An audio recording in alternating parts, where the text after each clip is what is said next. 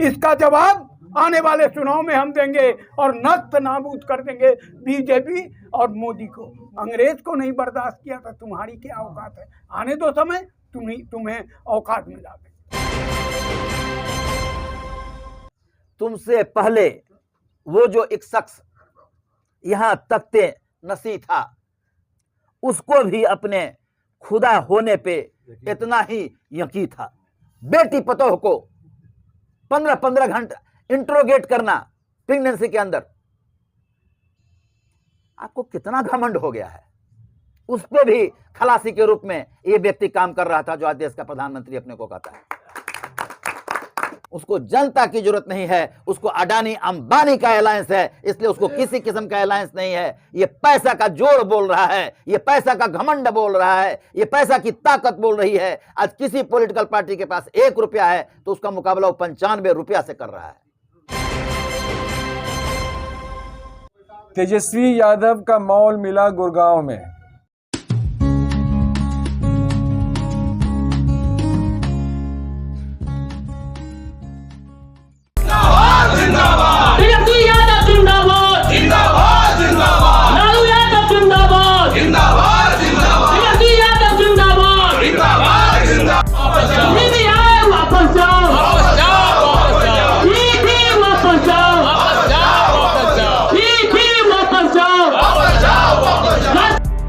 दरभंगा राजद कार्यकर्ताओं के द्वारा आज 1 दिवसीय धरना प्रदर्शन का आयोजन धरना स्थल पोलो मैदान के प्रांगण में किया गया।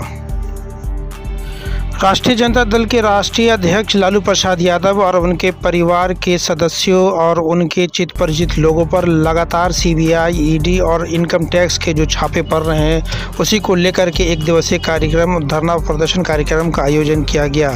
चलिए किस वक्ता ने क्या कहा, पहले वो आपको सुनाते हैं। आज धरना का जो प्रोग्राम किया गया है, हमारे जिलाध्यक्ष उमेश भाई जी, सारे लोगों ने जो भी मना किया गया है कि सीबीआई या जो भी कर ले लालू यादव पर या तेजस्वी यादव पर या राष्ट्रीय जनता दल के किसी भी मिनिस्टर पर या जो भी, उनको जो है डर घुस गया कि लालू जी आगे हैं और तेजस्वी की सरकार हो गई, तो इसलिए 2024 में हमारी सरकार बनेगी। सो उनका नरेंद्र मोदी का भूल है और अमित शाह का भूल है। कोई बात नहीं है, ये पूरी तरह से नोन फैक्ट है कि भाजपा फासिस्ट है। फासिस्ट जनता पर नहीं विश्वास करती, वो अपने कुचक्रों पर विश्वास करती है। पार्लियामेंट की धमक जो सुनाई दे रही है, उसका हार्ट का पल्पलेशन तेज हो गया है। बीजेपी का हार्ट का पल्पलेशन तेज हो गया है। वो कोशिश कर रहा है कि जो शक्तिशाली पार्टियां हैं, जो शक्तिशाली नेता तेजस्वी और लालू यादव है, इसको तंग और तबाह किया गया। यहाँ हम आपको बता देते हैं, भारत जनतांत्रिक देश है। इसका जवाब आने वाले चुनाव में हम देंगे और नस्त नाबूद कर देंगे बीजेपी और मोदी को। मोदी को याद रखना है, मोदी को समझना होगा, भारत जनतांत्रिक देश है जहां ये अंग्रेज को नहीं बर्दाश्त किया था। तुम्हारी क्या औकात है? आने दो समय, तुम्हें औकात मिला। रामशंकर सहनी, नगर अध्यक्ष राजद। क्योंकि आज स्थिति ये है कि राज्य दर राज्य चुनाव होते हैं। एक पॉलिटिकल पार्टी है, अगर बहुमत आ जाता है तब उनकी सरकार बनती है, बहुमत नहीं आता है तब उनकी सरकार बनती है, और हद तो तब है कि जब 2 एमएलए रहते हैं तब भी उनकी सरकार बनती है। और उन लोगों ने भारतवर्ष के तमाम इंस्टीट्यूशंस की हत्या करने की सुपारी ले रखा है। वो ईडी है, वो चुनाव आयोग है। आज न्यायपालिका दबाव में महसूस कर रही है अपने को। एक से एक बातें हो रही हैं। सुप्रीम कोर्ट के जज को वो 76 के केस में फंसाया जाता है, फिर राज्यसभा में भेजा जाता है। ये तमाम चीजें जनता के आंख के सामने है।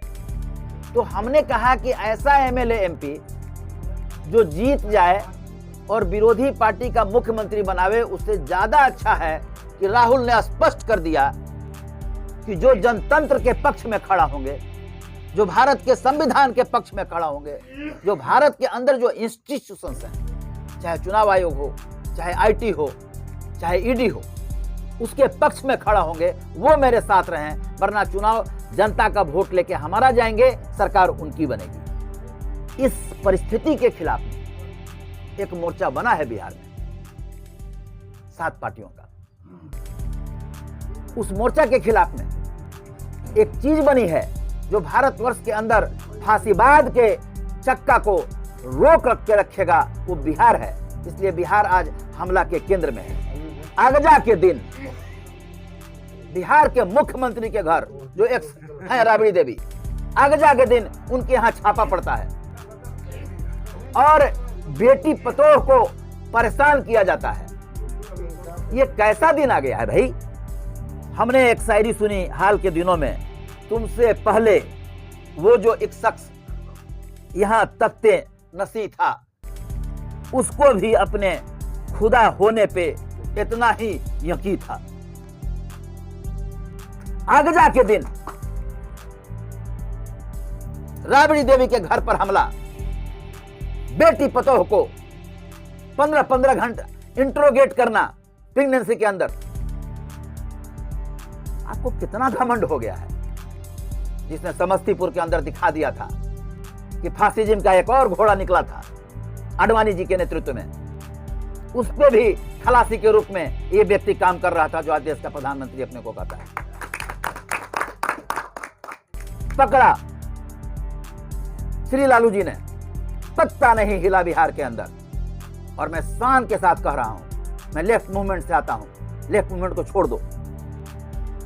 भारतवर्ष का कोई पॉलिटिकल पार्टी नहीं है जिसके नेता आज या कल, कुछ घंटा, कुछ दिन या कुछ महीना या कुछ तारीख के लिए इन फासिस्टों के साथ वो नहीं गए थे। वाहिद श्री लालू प्रसाद यादव जी को छोड़ करके ये वजह है कि वो हमला के केंद्र में है।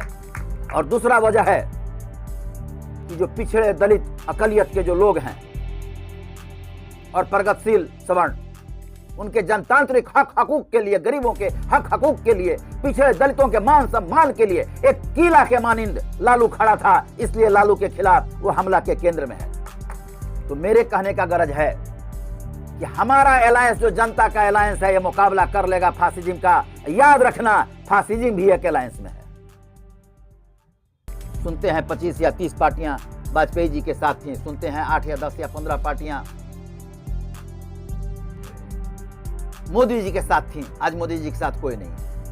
उनको किसी के साथ अलायंस की जरूरत नहीं है। बहुत सही आपने कहा, उसको जनता की जरूरत नहीं है, उसको अडानी अंबानी का अलायंस है। इसलिए उसको किसी किस्म का अलायंस नहीं है। ये पैसा का जोड़ बोल रहा है, ये पैसा का घमंड बोल रहा है, ये पैसा की ताकत बोल रही है। आज किसी पॉलिटिकल पार्टी के पास 1 रुपया है तो उसका मुकाबला वो 95 रुपया से कर रहा है।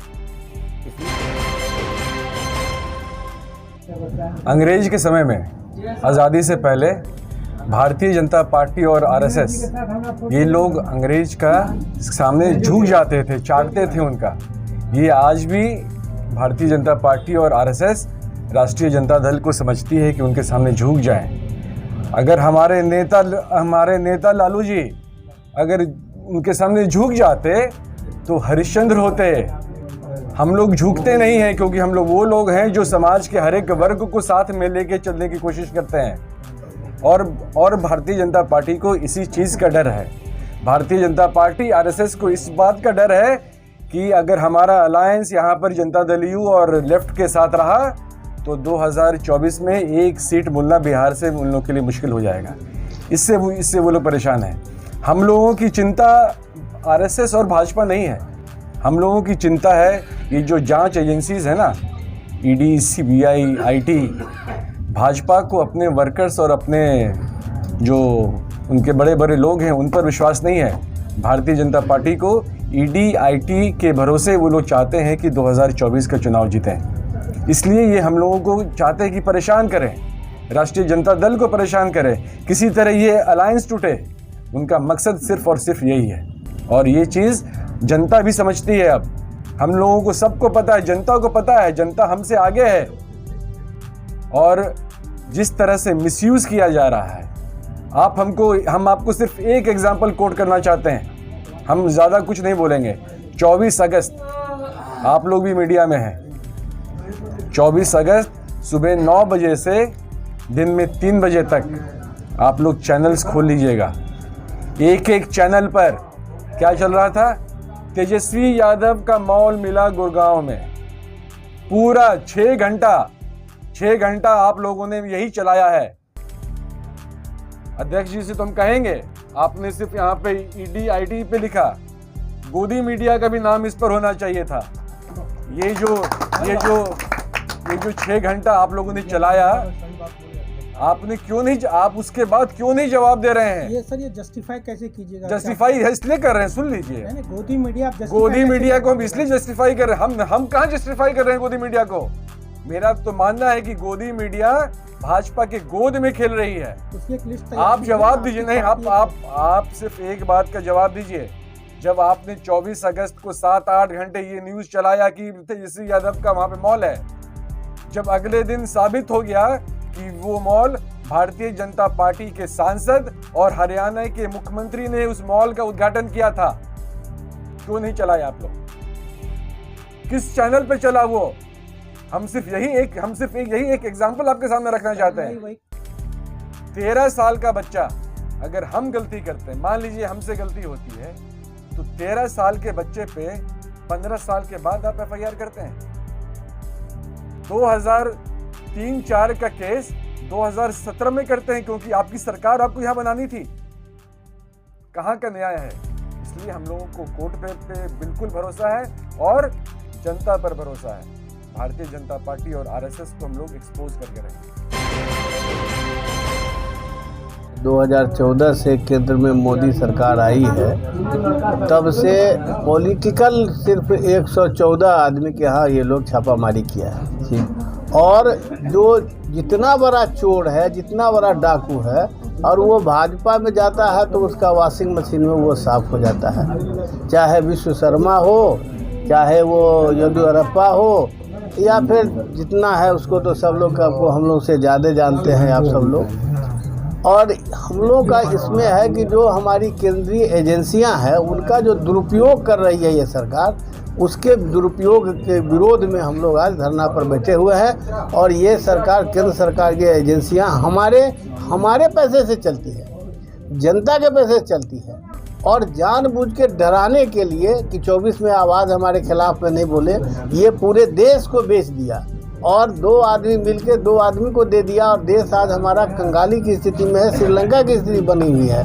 और हम हाथ पर हाथ रखकर बैठने के लिए तैयार नहीं हैं। हम इस बात के लिए एकदम तैयार हो गए हैं और अपने लोगों से समझा रहे हैं, जगा रहे हैं कि आप लोग जगिए, तैयार होइए इस तानाशाही सरकार के खिलाफ में लड़ाई लड़ने के लिए। उसी उद्देश्य से हम लोग आज यहाँ पर धरना पर बैठे हैं कि जो जिस तरह से प्रताड़ित कर रहा है लालू यादव को, राबड़ी देवी को, या इन तमाम लोगों को, तो यह तरीका बिल्कुल ही नाजायज़ है, बिल्कुल गलत है। आप सबको पकड़ लेते, सबको गिरफ्तार करिए, कोई हर्जा नहीं है, लेकिन सिर्फ टारगेट करके आप जो विरोधी दल के लोग हैं उस पर आप टारगेट करते हैं, यह बात बिल्कुल ठीक नहीं है। इसके खिलाफ हम धरना पर बैठे हुए हैं। धरना प्रदर्शन कार्यक्रम के बाद राजद कार्यकर्ताओं ने लहरियासराय टावर पर जाकर के देश के प्रधानमंत्री नरेंद्र मोदी का पुतला दहन कराई कार्यक्रम आयोजित किया और उन्होंने अपने गुस्से का इजहार किया। इसे सीबीआई, ईडी और आईटी के छापामारी के दरभंगा सहित देश और दुनिया की बाकी खास खबरों को देखने के लिए देखते रहे हिंदी टीवी 24। धन्यवाद।